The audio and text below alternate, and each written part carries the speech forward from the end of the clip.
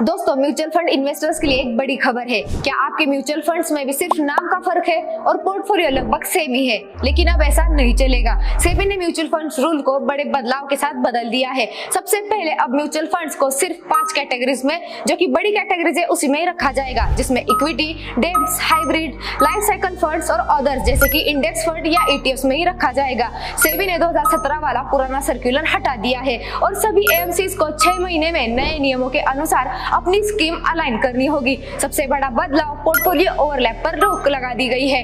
अब सेक्टरल और thematic funds किसी दूसरी इक्विटी स्कीम्स में 50% से ज्यादा अपने पोर्टफोलियो में नहीं रख सकते। अगर ज्यादा ओवरलैप होता है तो स्कीम को मर्ज किया जा सकता है, यानी अब कूलेस्ट इंडेक्सिंग डुप्लीकेट स्कीम्स पर लगाम लगाई जाएगी। दूसरी सबसे बड़ी अपडेट की अगर हम बात करें तो नेमिंग रूल्स का बड़ा बदलाव किया गया है। अब कोई भी स्कीम अपने नाम में सिर्फ हाई रिटर्न्स दिखाने वाले शब्द नहीं जोड़ सकती। स्कीम का नाम उसकी कैटेगरी के अनुसार ही होना चाहिए, मतलब ट्रूथ टू लेबल ऐसा ही रखना चाहिए। और सबसे इंटरेस्टिंग, सेबी ने नया लाइफ साइकिल फंड इंट्रोड्यूस किया है। ये 5 से 30 साल तक टारगेट मैच्योरिटी फंड होगा, जहां शुरुआत में इक्विटी ज्यादा रहेगी और मैच्योरिटी के पास आते आते इक्विटी कम होती जाएगी। लेकिन ध्यान रहे, इस फंड में पहले 3 साल तक एग्जिट लोड लगेगा।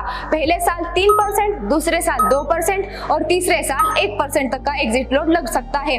तो ओवरऑल ये बदलाव इन्वेस्टर प्रोटेक्शन, ट्रांसपेरेंसी और क्लियर कैटेगराइजेशन के लिए किया गया है। अब सवाल ये है कि क्या आपके पास भी ऐसे फंड्स है जिसमें ओवरलैप ज्यादा हो सकता है? कमेंट करके जरूर बताएं और ऐसे ही अपडेट्स को टाइम टू टाइम समझने के लिए एसकेटीए को जरूर सब्सक्राइब करें।